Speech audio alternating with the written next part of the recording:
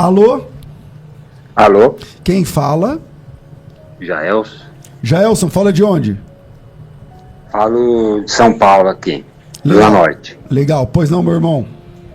Pastor, como faz muito tempo que eu não faço pergunta, eu tenho 22, pode ser? Misericórdia, 22, ó, não estamos trabalhando com 22, só vai poder fazer 2.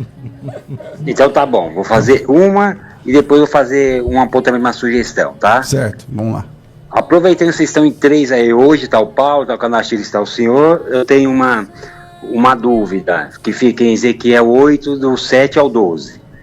É assim, lendo o texto, nós vemos lá que os homens eram homens de Deus, e assim Deus mostra aquela visão que eles estavam se corrompendo, adorando os outros deuses lá, outros deuses, foi mostrar isso para Ezequiel, correto? Então, diante desse texto, eu queria fazer uma pergunta para o senhor, que não é pessoal para o senhor, são para os outros também, que estão, os outros pastores que estão aí. Hoje, na visão de vocês, existe corporativismo dentro da igreja? Dá um exemplo. É assim, vamos supor, o policial protege policial, o médico protege médico, e assim é todas as classes, tá? Todas as classes são assim, nós sabemos que uma protege a outra, isso é corporativismo. Dentro da igreja, tem esse tipo de coisa, acontece na visão de vocês aí, tem esse tipo de coisa na igreja? De assim, um pastor lá, ele é adúltero, ele às vezes desvia dinheiro da igreja, e a pessoa, por ser outro pastor, ele conhecer, saber, ele não falar muito, ele se calar, deixar em off. Essa é uma pergunta. Tá, e a outra? A sugestão seria, eu tô vendo que vai uns programas, o senhor tá fazendo uns programas aí, que tudo bem, é instrutivo, é sobre a igreja, mas tem uns debates que seria interessante, que nem, tem o Fábio Sabino, não foi até hoje debater com o senhor, e tem o Youssef Akiva também, que ele era cristão, hoje ele se diz judeu, ele não acredita em Cristo. Não seria interessante levar um desses dois para debater se Cristo realmente é Deus? Ok. Obrigado, meu irmão. Deus abençoe. Nada, tchau, ficar com Deus. Vamos lá. Quem vai? Corporativismo. Meu irmão, é assim. Tem um princípio fundamental na Escritura que demonstra que não existiu que o homem é pecador. Eu acho que tem um escritor, esse cara, César, foi o cara que organizou, ele ficou à frente da área de ciência do Vaticano, né, o Yates, o nome dele, um padre, escreveu muito sobre ciência e religião. Tem um livro dele que ele fala sobre milagres, que ele menciona, ele diz o seguinte: um princípio fundamental, inquestionável da revelação de Deus é o pecado. Mesmo quem não acredita no pecado não tem como dizer que não existe um defeito de fábrica em todos nós. Então, o fato de você falar de corporativismo na igreja, olha, pode ocorrer corporativismo em qualquer lugar onde tenha seres humanos. Isso não é um problema apenas da igreja, é um problema de humanidade. Por quê? Porque pessoas, elas não são perfeitas, pessoas vão ter muitas vezes atitudes injustas, alguma coisa, César, que alguém faz e você gosta dessa pessoa e outra pessoa que você não gosta tanto, não tem tanta empatia, se ela fizer o mesmo, a tendência às vezes, se você não tiver muito cuidado, é você achar que um está errado e o outro não, ou tentar minimizar o erro do outro. Então isso quer dizer, Jaelson, né? Jaelson, isso é humanidade. Agora, uma das coisas que tanto na época de Ezequiel, como na época de Isaías, esses profetas, como mesmo depois, vocês podem prestar atenção, e inclusive nos profetas menores, César, a injustiça social era um fator muito constante, muito falado, né, das questões dessa injustiça, de pessoas se aproveitarem, de pessoas dominarem tudo. Então, Jaelson, é assim, meu irmão, existe corporativismo na igreja. Agora, por quê? Porque existem seres humanos na igreja. A igreja é constituída de gente. Quando eu vejo pessoas falando assim, precisamos retornar à igreja primitiva, Eu pergunto, qual? Porque a igreja de Corinto, Paulo escreve uma carta que nós não temos, escreve a segunda e a terceira que nós temos, né? E aí ele escreve lá e diz, olha, eu temo que assim como Satanás seduziu a Eva e enganou, vocês todos também sejam arrastados. Aí você lê a carta aos Gálatas, um outro problema sério com relação à ideia de cristologia, né? Até o Paulo chega e diz, se vocês estão com tanta preocupação com o ritual lá da circuncisão, né? Tomara que vocês mutilassem, né? Tomara que fossem mutilados os que vos incitam à rebeldia. Então, nunca tivemos igrejas perfeitas. É muito interessante aqueles diálogos de Jesus, o próprio Mateus 16, olha, Satanás está peneirando, Pedro, olha, Satanás está peneirando vos, e ali está no plural, né, vocês, e eu roguei para que a sua fé não desfalecesse, e quando você tiver mais forte, auxilie os seus irmãos. Ou seja, isso é a humanidade, perfeição. O único ser perfeito na igreja de Cristo foi o próprio Cristo, o restante não. Agora, o que nós devemos lutar, saber que existe corporativismo, não é dizer que isso está correto, tá? Porque quando há corporativismo na igreja, a igreja percebe, se enfraquece a moral da igreja. Quando você pune alguém e é próxima de você, e você disciplina essa pessoa, independente de quem ela seja, a tendência da comunidade é olhar você com muito respeito. E eu já passei por isso. Eu entendo um pouco do que é isso daí. Essa é a minha opinião. Quer falar, doutora? Não, eu concordo. E assim, eu acho que quando o irmão faz esta pergunta,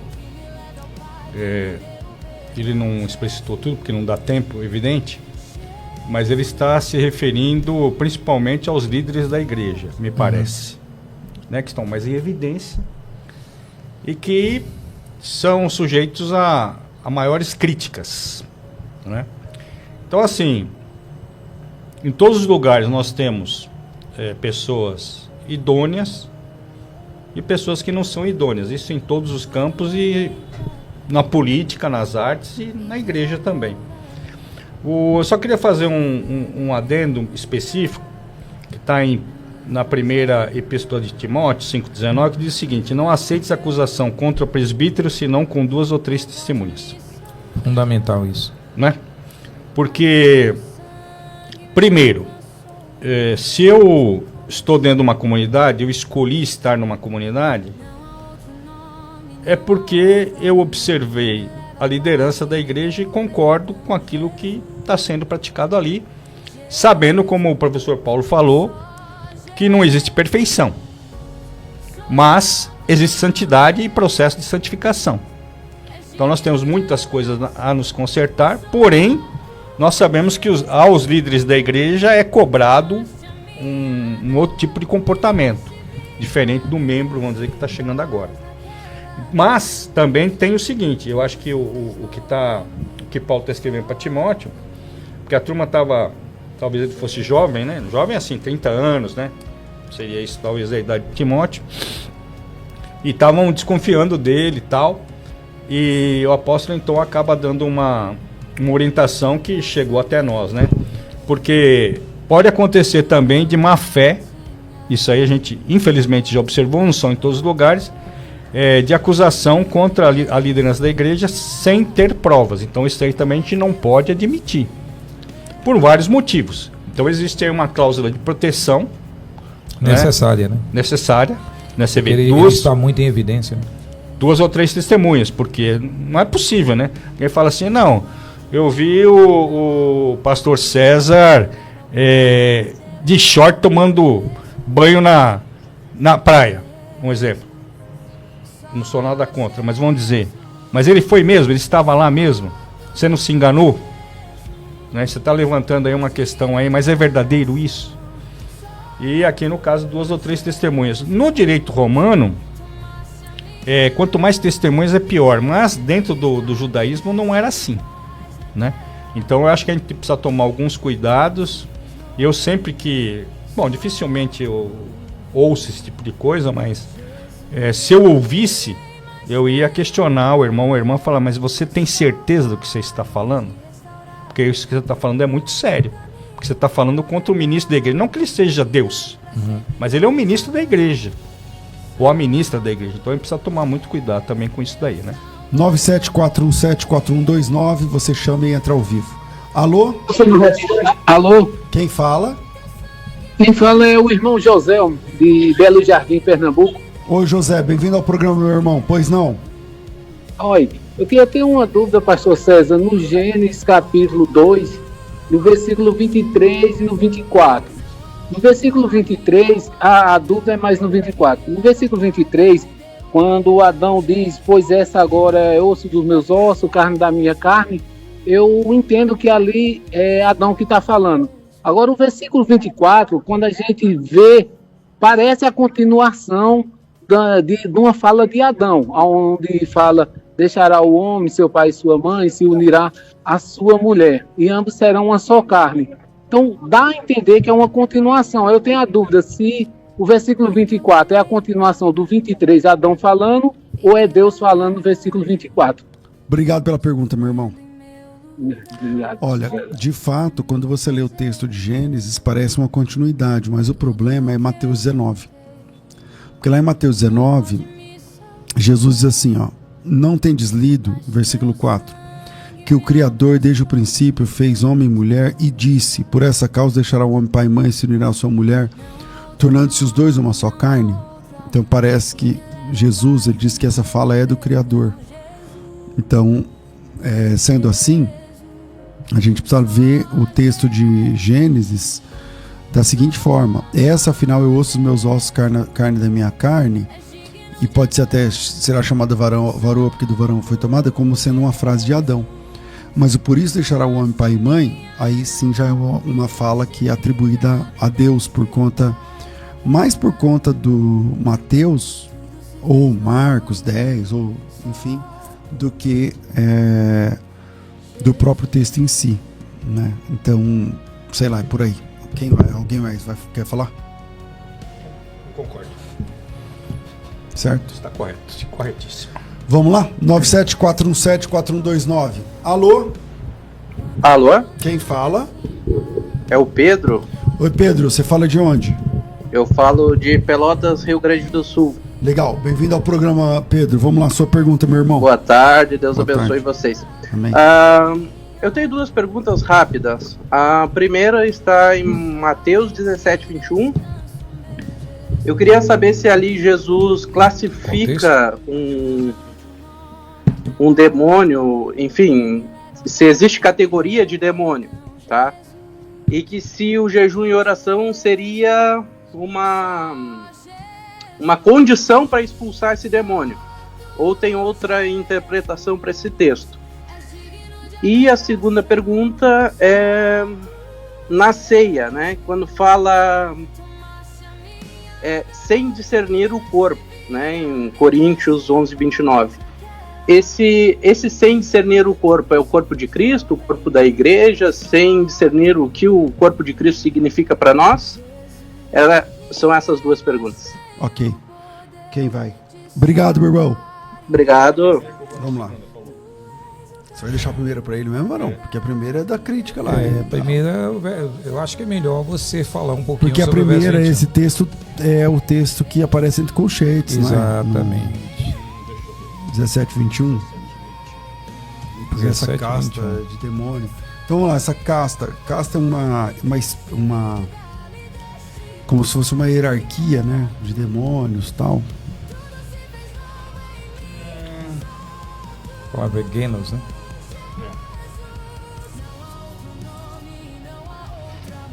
Bom, dentro da crítica, qual seria uma possível explicação deste verso, que não consta nos manuscritos mais antigos? Bom, uma das regras é que, não é que o texto foi mexido, mas quando tinha alguma dúvida, eles colocavam alguma explicação. Então é exatamente isso aqui que está acontecendo com o texto. Por quê? Porque a questão da fé, para o hebreu, no caso Jesus aqui, ele está dentro de um contexto judaico, ela não é uma questão subjetiva. Ela tem que estar ligado a alguma coisa física. Isso não quer dizer que a coisa física, ela funcione sozinha. Eu vou dar um exemplo. No caso dos sacramentos. Os sacramentos ou os mandamentos, né? Melhor os mandamentos. As duas ordenanças. As duas ordenanças que foram deixadas para nós, elas têm um componente, vamos dizer assim, metafísico e um componente físico, que é o caso do batismo. Né? Então a pessoa precisa se converter, aceitar Jesus e é batizada, tem o elemento água. O elemento água, ele não tem o poder de lavar o pecado de ninguém. Porém, ele é uma representação importante, conforme o apóstolo Paulo vai falar depois, né? Que é a representação da morte e ressurreição. A mesma coisa acontece com a ceia. A ceia é vamos dizer assim, uma celebração espiritual, vamos dizer assim, mas ela contém dois elementos. Para nós, no judaísmo, tinha outros elementos. Jesus acabou utilizando, vamos dizer assim, um misto, né? Porque ele também celebrou o Pêssar. Tudo bem que tem coisas diferentes ali da Páscoa normal, mas tinha pão e vinho, que são os elementos também, então as duas ordenanças. E aqui me parece que acontece a mesma coisa. O escritor acaba colocando uma informação que junta então uma questão metafísica, que é a fé, com a questão do jejum. Não é que o jejum tenha um poder espiritual especial, porque na verdade a gente tem que expulsar os demônios em nome de Jesus, é isso aí que está valendo. Mas nós temos casos na Bíblia de que os próprios demônios não aceitaram determinadas pessoas usarem o nome de Jesus porque elas não tinham autoridade. Não sabemos se por causa do jejum ou não, mas elas não tinham autoridade, principalmente quando diz o seguinte, ó, nós conhecemos quem está Jesus, conhecemos quem é Paulo, mas nós não conhecemos, então acabou dando uma surra lá, uma pisa na turma. Então, na minha modesta opinião, a mesma lógica que acontece nas ordenanças, acontece também nessa questão aqui do texto de Mateus. Sobre o lance do jejum e oração, né, a gente precisa analisar, por exemplo, você chega num lugar e tem uma pessoa lá endemoniada, cheia de demônios. Você não pode chegar lá e falar assim, não, peraí, eu vou ali jejuar e volto. Porque você não consegue fazer isso aí. Dá pra vocês esperarem um pouquinho enquanto eu vou. Aguenta aí, segura a mão aí. Eu vou jejuar e já volto. Porque como eu almocei, então eu não vai poder. Então eu vou lá em casa. Não tem lógica isso. A ideia do jejum e oração é que a pessoa tem que estar sempre em jejum e oração. Não é que, por mais que ela não esteja em jejum aquele dia, mas o jejum tem que fazer parte da vida do cristão. Não é que ela acabou de fazer uma novena de oração, uma campanha de oração no monte, aquele dia, então agora ela está mais forte, porque essa é a mensagem que se passa. Mas não é isso. O cristão tem que ter uma vida piedosa, tem que ter uma vida que contenha o jejum, tem que ter uma vida que contenha a oração. Quer dizer, a oração e o jejum faz parte do cristão, faz parte da adoração cristã, da vida cristã. Então é assim que eu enxergo um texto como esse. Ficou faltando alguma coisa, Paulo? A questão lá de Coríntios 11, verso 28, examine-se, pois, o homem a si mesmo, assim como do pão e beba do cálice. Pois quem come e bebe sem discernir o corpo, come e bebe juízo para si. Então, é o próprio ser humano, é discernir a si mesmo, julgar a si mesmo, né? Então, Paulo está tratando aqui do autoexame, né? A palavra ela é diacrino, que quer dizer analisar, avaliar, julgar, né? E não é julgar o corpo de Deus, né? Não é julgar o pão, não posso julgar isso. O cálice também não. Mas examinar a mim mesmo, ou seja, aí depois ele diz, eis a razão porque entre vós muitos fracos e doentes, não poucos que dormem. Ou seja, a gente tem que lembrar disso, que o momento da ceia não é um momento qualquer. Apesar, né, César, de que a gente, como evangélico / protestante, né, tem essa tradição essa coisa toda do... não é sacramento, né? Não é sacramento. Mas por não ser sacramento, não quer dizer que não tem santidade. É isso? E temos que ter esse cuidado.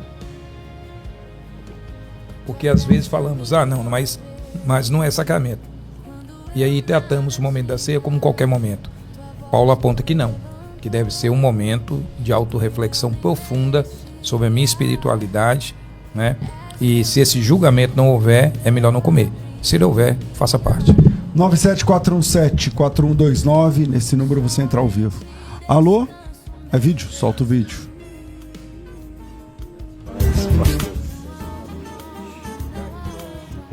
Começa tudo de novo aí, Cláudio, porque você não pôs volume.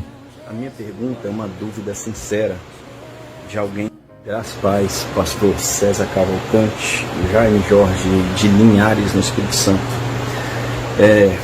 A minha pergunta é uma dúvida sincera de alguém que é pós-tribulacionista. O pré-tribulacionista, eles defendem que Jesus vai arrebatar a igreja e aí Jesus volta numa segunda vez no final da grande tribulação.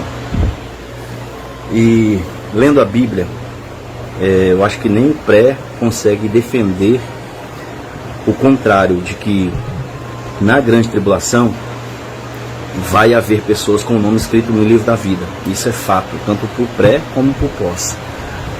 Se o livro da vida foi escrito desde a fundação do mundo, conforme Pedro escreve, então Jesus, na visão pré, ele arrebata alguns que estão com o nome escrito no livro da vida e deixa outros que têm o nome escrito no livro da vida para trás, e aí depois no final da grande tribulação ele volta. Como se dá isso na visão pré-tribulacionista? Porque não faria mais sentido Jesus arrebatar todos os que têm o nome escrito no livro da vida? Porque Jesus iria arrebatar alguns que têm o nome escrito no livro da vida e deixar outros que têm o nome escrito no livro da vida passar na tribulação? Tá aí o pastor Paulo, que é pré. César, essa questão eu não acho... Não, eu não sou pré. Eu não sou pré, não. Não sou pré, não. Eu sou um crítico de alguma dessas questões. Eu acho que a pessoa nessa mesa que deveria dar uma resposta melhor era seu posicionamento de posse. Eu? És tu? Vamos lá. A pergunta é interessante, porque veja bem a pergunta. Esquece a questão de calvinismo. O livro da vida, ele foi preenchido desde a fundação do mundo.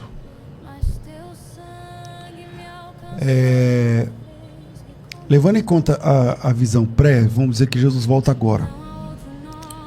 Aí vocês dois têm... Nós três temos o nome escrito no livro da vida, mas eu não estou preparado. Então vocês sobem, eu fico. Aí eu fico e não faz sentido. Entendeu? Então, isso é uma boa pergunta para um pré-tribulacionista responder, porque como para nós, Jesus, a igreja, para mim a igreja atravessa a grande tribulação, isso está resolvido, porque no final Jesus primeiro não fica ninguém para trás. Todas as parábolas de Jesus não tem repescagens, entendeu? Chega os anjos e separa os peixes bons dos maus. Chega o noivo, a porta se fecha, né? Chega o dia das bodas, quem está preparado entra, quem não está com as vestes nupciais sai fora, vai para as trevas exteriores. Então eu não vejo uma repescagem, né, sobre isso. Quem tem a ideia da repescagem é quem acredita em duas voltas de Jesus, duas vindas de Jesus. Então é uma boa pergunta, mas é uma pergunta para o pré-tribulacionismo responder, né? Eu não sei, só se o Dr. Helder quiser. Não. Inclusive eu estava lendo estava estudando o livro todo de Tessalonicenses, né?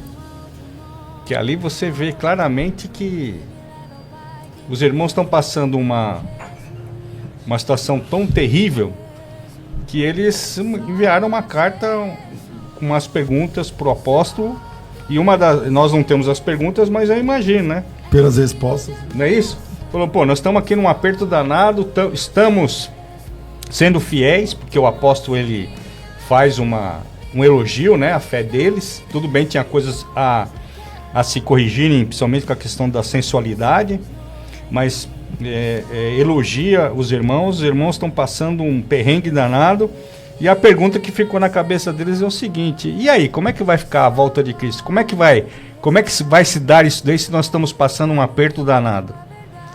E eles já estavam achando que estava na iminência, porque quase todos os sinais, tudo bem que as cartas, foi a primeira carta escrita, aí depois a gente faz a ligação, eu faço a ligação automática com Mateus 24.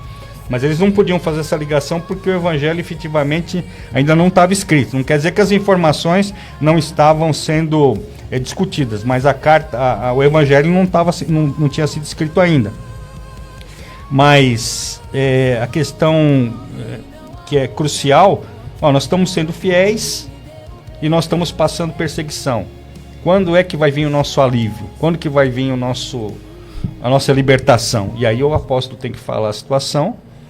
E porque não dá tempo agora, mas assim, pegar todos os elementos que estão ali em Tessalonicenses, se você comparar os elementos com históricos que estão em Mateus, você vai ver que quase todos os elementos estão ali, inclusive o aparecimento do anticristo, né? Ali que é o homem da iniquidade, né? Que está sendo dito ali, que é algo detém, tal, que é uma outra discussão, mas que muito provavelmente eles estavam reconhecendo isso com algum imperador ou alguma pessoa que estava os escorraçando, né?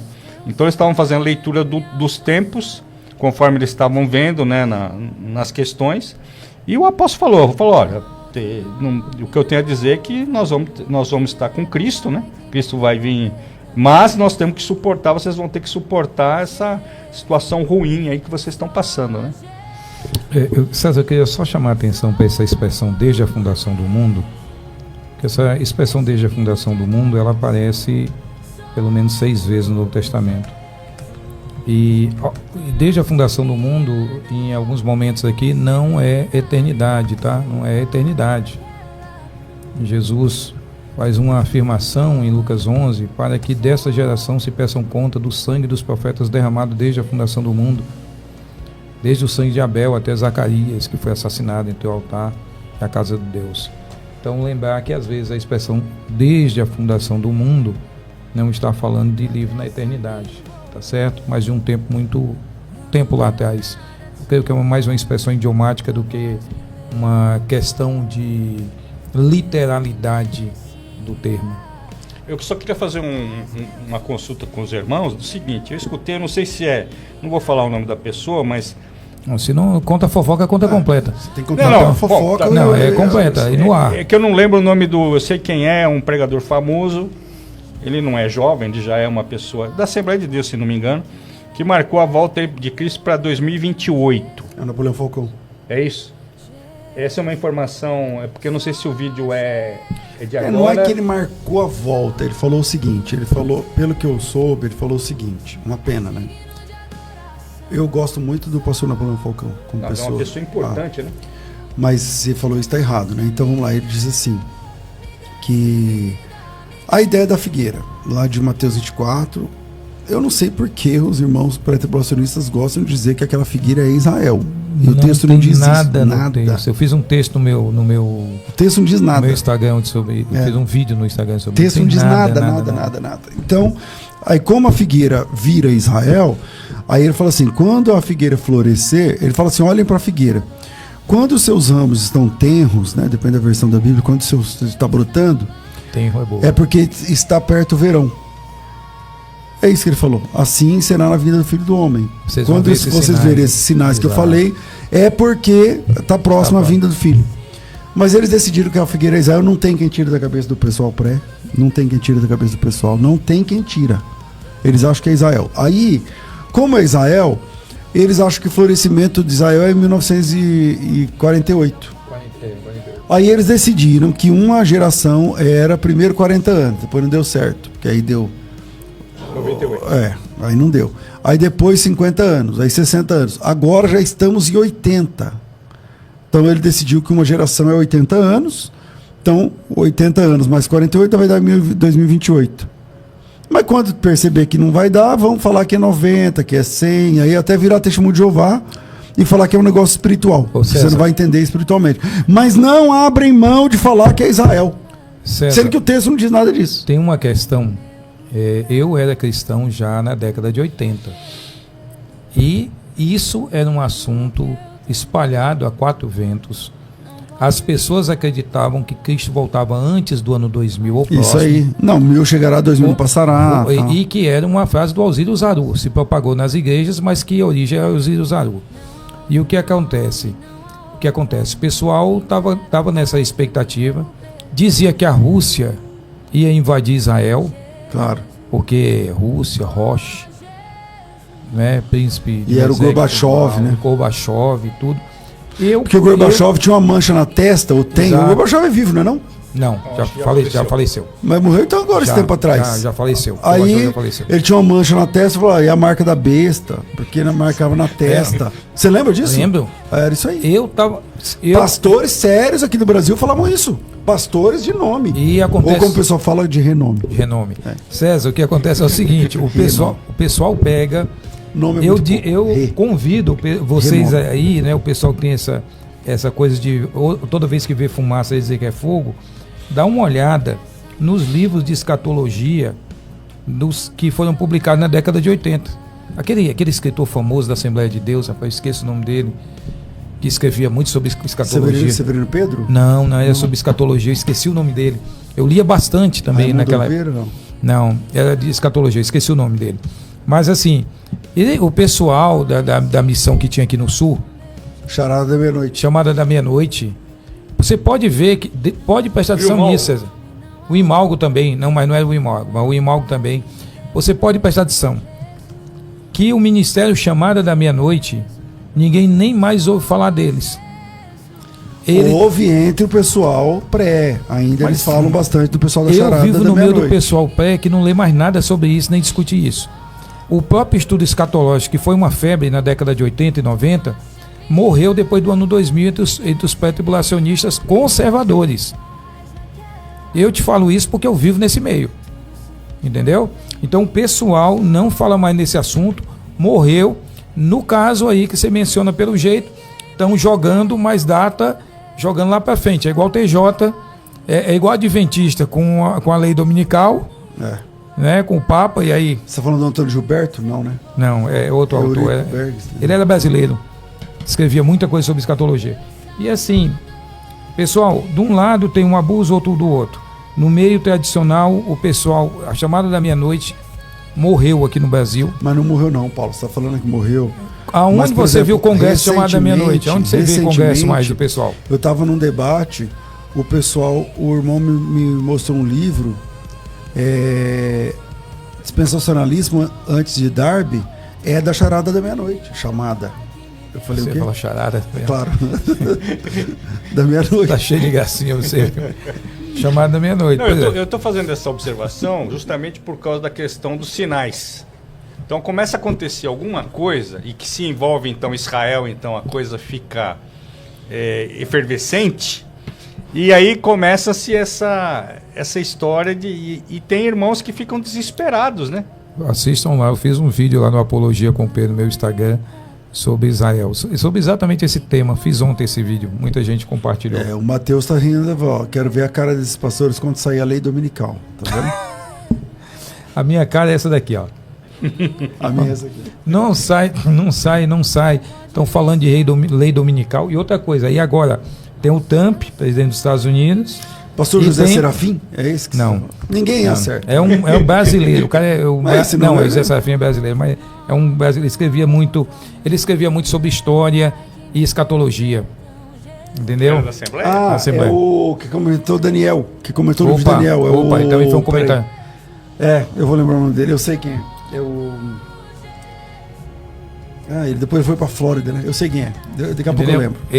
Lembra aí o nome do cara? Abraão de Almeida? Abraão de Almeida. Vamos lá, a gente falava do tabernáculo e tal. Exato. 974174129, você chama e participa ao vivo com a gente do programa Crescendo na Fé. Alô? Alô, boa tarde, pastor César. Boa tarde, quem fala? É o irmão Anderson aqui do Japão. Bem-vindo, meu irmão, tudo bem? Beleza, primeiramente queria saber que dia que eu posso ir para te pagar o almoço, segunda ou quinta-feira? Olha, o irmão foi batizado na igreja católica? De jeito maneira. Então você é pagão. Então você pode pagar. Vamos ver. Ele tá cheio das piadas hoje, hein? Não, é pagão e tem que pagar pra todo mundo agora. Paga pra todo mundo agora. É Que dia que pagão, você vai vir, pagão, Paulo? pagão. Vamos fazer o seguinte, ó. Terça que irmão vem você do- pode pagar pra mim, pro Paulo e pro Dr. Helder Tem que Canachiro, ser já quinta, que você é tem que ser na pagão. quinta, tem que ser na quinta. Na sabe? quinta que vem. Quinta que vem. Então, quinta que vem eu tô aí e pago o almoço. Mas não é pra comer essa comida de Japão na miso, não sei o que lá, sushiro lá, não. Você gosta de buchada, rapaz. Isso, exatamente. Nós trabalhamos com então, várias. quinta-feira, depois do crescendo depois do mostro do do texto, mostro eu tô texto. aí e a gente almoça. Então tá bom. E agora? Quinta-feira. E a pergunta? A pergunta é assim, Pastor César, o irmão Paulo e o Doutor Helder. Helder Conachiro. Porque eu creio piamente que Moisés escreveu os 5 livros do Velho Testamento, né? O Gênesis, Êxodo, Levítico e Números. E tem o Deuteronômio. Só que, como mostra que tem o último capítulo que tem aquela ênfase que parece que foi ele que escreveu ou não, porque tem a morte, mostra a morte dele, eu fico assim, muitos dizem, eu sei que ele viveu, tal, isso é piamente. Só que tem um grupo que eu tenho de amigos, e teve uns 2, 3 que, sabe, ficou tipo assim, me furniando que Moisés não existiu de nenhuma maneira. Por quê? Porque não existe vestígios dele. Assim, não tem uma história, não tem uma historicidade, não tem uma arqueologia. Eu falo, não é porque que não exista que ele não existiu. Ah, porque Deus guardou ele antes dele entrar na Terra Prometida. Então fica aquela ênfase. Independente de ter ou não, realmente Moisés existiu, não existiu? Essa é a minha pergunta. Ok. Obrigado, meu irmão. Deus abençoe. Deus abençoe. Então, quinta eu tô aí. Um abraço. Ó, sobre as pessoas que não existiram ou existiram, é com o Dr. Helder. Dr. Helder. Olha, eu acho que nós lemos as Escrituras por vários pontos de vista. Principalmente a questão da fé. Então, assim, entre nós, não há dúvidas a respeito da historicidade de Moisés. Muitas coisas na Bíblia, principalmente os hititas, por exemplo. Os hititas até o século XIX, os especialistas, os estudiosos, caçoavam da gente, dizendo que nunca se tinha ouvido na história a respeito dos hititas. E depois foi descoberto ali na Turquia, ali, onde eles ficavam, né? Descobriram várias cidades ali, né? Com vestígios, e não só vestígios, mas cidades mesmo, né? Com referentes aos hititas. No caso de Moisés, de fato, nós não sabemos onde que ele foi enterrado, mas nós cremos nos relatos bíblicos, que de fato ele existiu. Eu particularmente, isso daí é uma discussão que a gente faz dentro do âmbito religioso, da igreja. Eu conheço as ferramentas no método histórico crítico, e algumas coisas, não obstante estarem ultrapassadas, vai discutir essa questão do ponto de vista literário. E aí então terão outros desdobramentos, mas que não vai ser contra que Moisés tenha participado, aí no caso do método histórico, participado da escrita do Pentateuco. Se ele escreveu tudo ou não, aí então dentro do método histórico crítico vai se falar algumas coisas. Mas não se duvida, mesmo na academia, que Moisés tenha sido um personagem histórico e que faz parte, que é uma parte importante para nós dentro de quem lê a Bíblia, não é? Eu ia fazer um comentário sobre isso também. É assim, pessoal.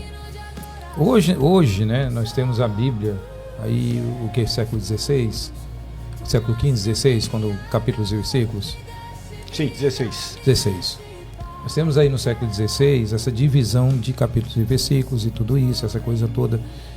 Tem que entender o seguinte: qual o problema de o final do livro de Moisés, que aí na continuação dos textos bíblicos vem depois o Josué, que é aquele que vai dar continuidade à obra dele, né? Josué. Qual o problema de o capítulo 34 ter sido escrito por Josué? Qual o problema do ponto de vista de inspiração divina? Se tem um livro todo que o Josué produziu. Ah, não, porque o livro, Moisés morreu e tal, e foi sepultado e tal, e aquela coisa toda, então, não poderia ter sido o Moisés, né? Tem esse relato, e já no começo de Josué, sucedeu depois da morte de Moisés, ou seja, o começo de Josué, o tema é a morte de Moisés. Servo do Senhor que falou, Josué, filho de Num, servidor a Moisés, dizendo: Moisés, meu servo, é morto, dispõe-te agora. Ou seja, qual a dificuldade do texto bíblico ter sido continuado por Josué, por exemplo, concluído aquele livro, né? Sendo ele aquele que tinha toda a bênção do Moisés, né? Então não vejo nenhum problema, pessoal, com essa questão no sentido de inspiração, continuidade, uma ruptura e tal. Então a gente tem que olhar a Bíblia dessa forma também. Agora, não vejo nenhum problema com isso daí. Sobre a questão do que o Dr. Helder falou, lembrar sempre que a ausência, né, ausência de evidência não é evidência de ausência, pessoal. Aliás, César, você que já foi a Israel várias vezes, você lembra daquela ali em Cesareia Marítima, né? Tem aquela subidinha lá e tal, tu lembra daquela pedra com Pilatos, com a inscrição de Pilatos. Aquela era a única prova material do Pilatos. Uhum. E que foi descoberta de uma forma até cômica. E recente, né? E recente. Né? Alguém está andando lá, e pisou na pedra, olhou e fez o que ninguém tinha feito. Leu. E estava lá o nome Pilatos e tal, pronto. Depois foram olhar. Pilatos, prefeito da Judéia. Depois foram olhar, opa. Então, Pilatos, que viveu bem aí, 2000 anos atrás, bem aí, com relação a Moisés, a gente conseguiu uma prova material dele recentemente. Dos hititas que você tinha falado, você tem... Uma vez eu estava lá no Vale dos Reis, em Israel, lá no sul, Israel não, no Egito, no sul do Egito, tem eu não sei, os hieroglifos lá dos egípcios, contando a história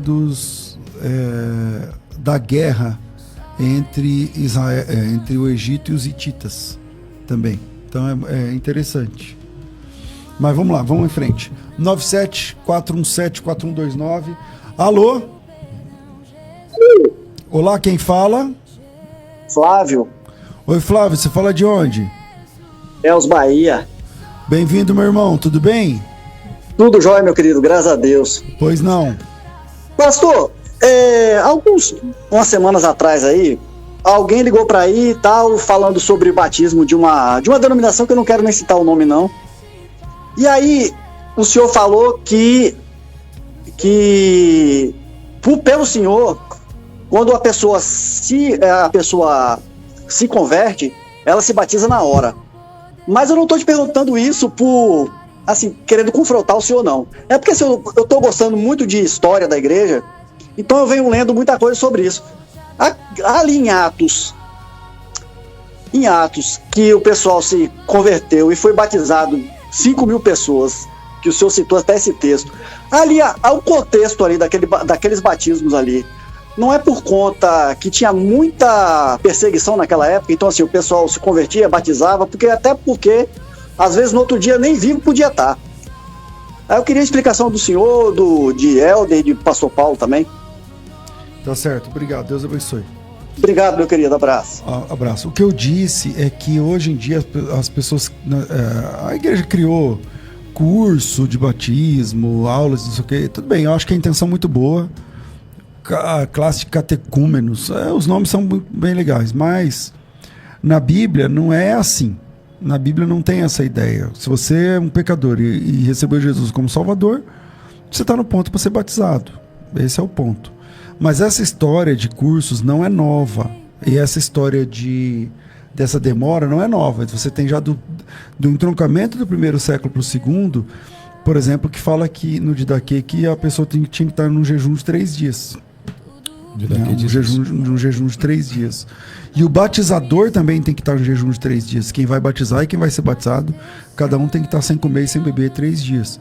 E aí vai ter muitas variações, né? O pessoal na história da igreja se batizava nu, por exemplo. Não sei se você já estudou sobre isso. Uhum. O pessoal se batizava nu. Mesmo adultos, ficar pelado lá e tal na hora do batismo. Hoje vai variar a quantidade de água, né? Vai variar a quantidade de água, a efusão, por exemplo, aspersão, o principal que era a imersão. Mas hoje, por exemplo, você tem a igreja russa, eles se batizam só de bata. Então, nu e só com a capinha a roupa, que é uma capa só por cima. Eu já vi batismos russos em Israel. É horrível nessa parte, porque a pessoa fica nua por baixo, né? Então dá pra ver. Então, enfim, mas essa foi minha questão quando eu falei, né? Que mas é porque, será que ele batizava no dia porque nunca mais ia se reunir? Não, a Bíblia diz que eles se reuniam todo dia, né? Comiam um pão em casa com alegria, sem geleza de coração, Atos 2:42 em diante. Mas Paulo pode falar aí. Tem uma questãozinha, César, que a gente não deve esquecer, que é o seguinte: toda vez que a gente for ver uma questão histórica, a gente tem que tomar cuidado com o anacronismo, né? Não é porque hoje acontece assim, lá eu fazer toda essa comparação sem analisar o tempo. E nós temos que lembrar também que hoje, até esses cursos, César, em uma parte tem a ver com os cristianismos que existem, sectários e não sectários. Às vezes a pessoa, por exemplo, tem um casal na minha igreja, que está frequentando a igreja há algum tempo, ele veio de outra igreja cristã evangélica e a esposa foi testemunha de Jeová há vários anos. Então ela está frequentando a igreja com ele, tudo tal, e me procurou e disse: eu quero ser membro. Eu prefiro dar um estudo bíblico para ela aliás, ela me procurou, quer se batizar, né? E ser membro e se batizar e tudo. Eu prefiro fazer um estudo bíblico para que não haja uma confusão na cabeça dela e que repare algumas questões de cristianismos que a gente tem hoje que não tinha naquela época, pessoal. É uma outra época. Agora, lembrar que o batismo é muito mais do que um mero ritual. E a gente ignora isso às vezes. Fomos, pois, sepultados com ele na morte pelo batismo, para que, como Cristo foi ressuscitado dentre os mortos, pela glória do Pai, assim também andemos nós em novidade de vida. Porque se formos unidos com ele na semelhança da morte, certamente seremos também na semelhança da sua ressurreição. Certamente era por isso que as igrejas batizavam na hora, o quanto antes, ou não demoravam muito. A gente faça 2 meses, 3 meses. Não tem base bíblica. Quero convidar você. Aquelas peculiaridades, né? Tipo, por ser muito santo e tal, querer se abster de muitas coisas, certo? Certo. Mas enfim. Aí eu tenho uma questão que eu questionei alguns pessoal aqui da igreja, porque me questionaram pessoas fora da igreja também, a questão do casamento. Em que sentido? Na Bíblia nós sabemos que o motivo de separação é só pelo adultério ou vem algum dos dois morrer. Aí o cônjuge fica liberado para buscar outro casamento, certo? Certo. Se por acaso, por algum motivo fúteis, um dos dois vinha se divorciar, aí os dois ficou ali separados por um tempo, se divorciou pela lei terrena, né? E passando um tempo, eles vinham se ajuntar. Eles devem se casar novamente ou pode já estar, como já está casado, ele pode se juntar e se vier a fazer sexo é um pecado também? Seria isso? Tem mais? Tem. Aí eu queria, a segunda pergunta é mais uma dúvida assim de reflexão. Por que Jesus veio na época que veio? Esse dia eu vi um vídeo explicar, hoje tem internet, o mundo está mais globalizado, então o impacto dos ensinos de Jesus seria maior, né? Certo. E porque muitas pessoas, eu sei que tem católicos que infelizmente são humildes assim, não lê a Bíblia, não entende das coisas, muitas velhinhas e tal, mas por que pessoas que estudam a Bíblia, mesmo estudando, lendo, sabendo que desde Gênesis e Apocalipse, nós nunca vimos nada de Deus querer se representar por uma imagem de escultura, purgatório mesmo, a gente não vê nada disso. A sucessão de Pedro para o Papa, nós também não tem base, e mesmo assim eles ficam acreditando nisso. Tem alguma base bíblica para isso, para defender porque as pessoas continuam crendo? Não sei se o senhor conseguiu me entender. Entendi, tá ok. Obrigado, Samuel, Deus abençoe, fica na paz. Amém, amém. Doutor Elton, o senhor escolhe qual? Da vinda de... Por que Jesus veio na época que veio? Gálatas vai dizer o seguinte: digo, pois, que todo o tempo em que o herdeiro é menino, em nada difere do servo, ainda que seja senhor de tudo, mas está debaixo de tutores e curadores até o tempo determinado pelo Pai. Assim também nós, quando éramos meninos, estávamos reduzidos à servidão debaixo dos primeiros rudimentos do mundo. Mas vindo a plenitude dos tempos, Deus enviou o seu Filho, nascido de mulher, nascido sob a lei, para remir os que estavam debaixo da lei, a fim de recebermos a adoção de filhos. Evidente que nós não somos Deus, e também nós não podemos pensar como Deus, apesar que algumas pessoas fazem esse trocadilho às vezes, né, dizendo assim, não, mas pensando como Deus, nós não podemos fazer esse exercício porque nós não somos Deus. Uma vez eu escutei uma explicação, né, a respeito do que seria a plenitude, dita aqui, né, plenitude dos tempos, que em última instância Deus escolheu, e esse foi o melhor momento realmente para que Jesus viesse. Então nós tínhamos o Império Romano, que não obstante eles serem senhores do mundo naquele momento, eles deram, vamos dizer assim, os impérios nunca foram bons, eles sempre são cruéis com as pessoas. Porém, o Império Romano tinha assim como os persas, tinham alguma leniência com os povos conquistados, em que cada um podia crer nos seus deuses, ter o seu livro até um certo ponto, contanto que pagassem o tributo a Roma e fizessem algumas questões, os povos poderiam viver livremente. Então, por conta disso, por conta da língua grega, que foi uma língua, como o inglês hoje, uma língua universal, o que facilitou muito a questão do espalhamento do Evangelho, né? Tanto é que os apóstolos, os escritores do Novo Testamento souberam bem aproveitar isso, né? Uma língua franca e universal. E a questão de Jerusalém, que era, antes de tudo, a cidade, né? Em que deveriam estar ali a questão espiritual de todo mundo. Então, através desses três elementos, de Roma, da língua grega e de Jerusalém, estarem comungados aí para favorecer o aparecimento do Messias. Mas eu volto a dizer, em última instância, essa decisão divina, nós não temos todo o conhecimento para podermos responder, não é? Paulo, sobre a questão dos ícones, né? A gente tem que lembrar o seguinte, meu irmão, isso tudo foi um processo,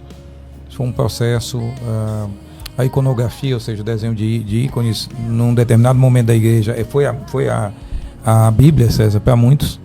A maioria das pessoas não sabiam ler, né? Foi criado, inclusive tinha um cargo na igreja primitiva, que era o leitor, né? Aquele que fazia a leitura do texto, porque era uma leitura pública. A maioria das pessoas não tinha esse negócio de receber um texto, cada um saía com uma cópia do texto para casa para ler a Bíblia. Eu lia na igreja, leitura responsiva, nada disso. Então, assim, era um outro mundo. E esse mundo, muitas pessoas eram analfabetas, não sabiam ler, não tinham nem noção. O cristianismo se tornou uma religião universal logo, ela se espalha rapidamente, inclusive no primeiro século, já para o segundo, já fora do próprio Império Romano, das fronteiras do Império. Então, o que acontece, meu irmão? Eles usavam desenhos, o que você usa hoje de texto para contar a história de Jesus, então usavam desenho da história de Jesus e tudo, morte, ressurreição, pintavam isso dentro das casas, né, as igrejas que eram casas, e depois isso passou em alguns locais a virar ícones, ou seja, de uma iconografia eu tornei uma iconodulia, um instrumento de devoção também, com algumas ideias equivocadas que os católicos inclusive têm até hoje, né? Lá em Apocalipse capítulo 1, aliás, Apocalipse 6, né? As almas debaixo do altar de Deus, então tá ali, tem almas debaixo do altar de Deus, vindicando justiça, né? Pedindo vingança. Então, logo quem morreu, a gente pode interceder por nós, quando o texto não está falando disso.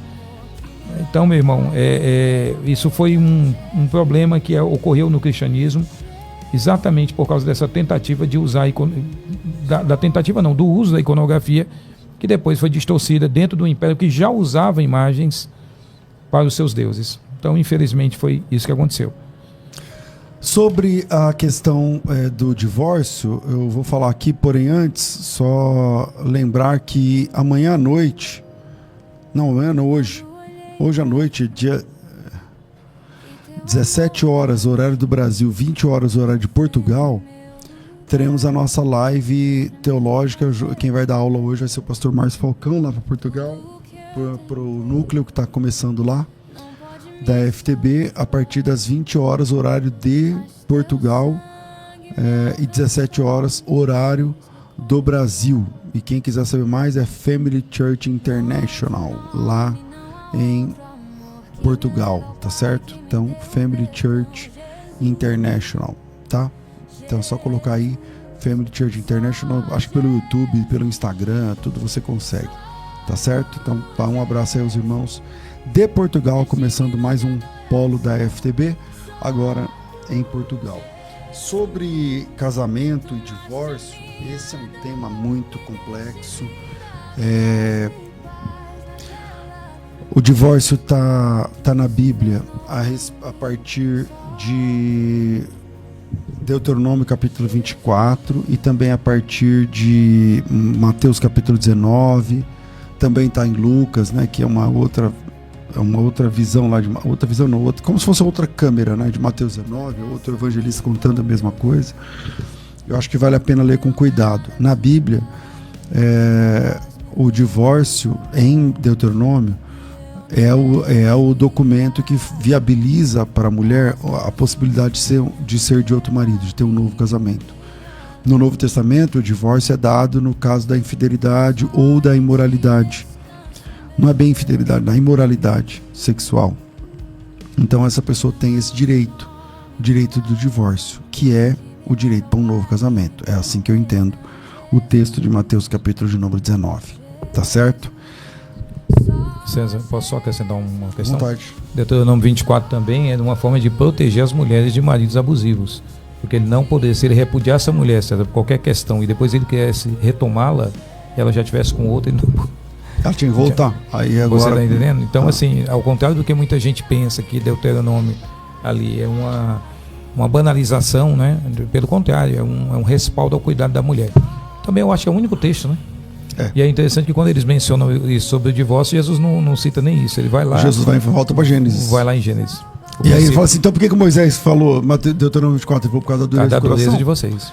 Porque quando acontece isso, um ou os dois estão com o coração duro. Exatamente. Né? Exatamente. Então, vamos lá. Infelizmente, nosso tempo é curto. Dr. Helder, obrigado. Eu que agradeço. E... Arruma a câmera aí, doutor. Isso, garoto. Aí. Eu agradeço e tenho a dizer que a ilha de Karg está tomada pelos trampistas. Que isso? Do que você está falando? É uma ilha que está lá no Irã, que comanda 90% do petróleo e não está no Estreito de Hormuz. Então, Trump já tomou conta dessa ilha com um exército. Então, essa é uma informação muito importante. Da outra vez eu me enganei, o Estreito de Hormuz não estava aberto, estava fechado, mas agora os americanos... Você se redimiu. Exatamente, agora os americanos estão na ilha de Karg, só para... É conhecimento, né? O Juliano da Silva está dizendo: pastor César, eu não entendi a diferença de moralidade sexual para infidelidade. É porque o texto grego, aí o doutorado vai melhor que eu para falar, ele não fala... Ele usa duas palavras. Ele não fala adultério, como algumas bíblias traduzem, né? É pornia e mirria. É, porneia. Então essa palavra, ela é mais abrangente. Então, porque a infidelidade ou adultério é você, tipo, o João e a Maria são casados. O João comete adultério se ele for pra cama com outra mulher.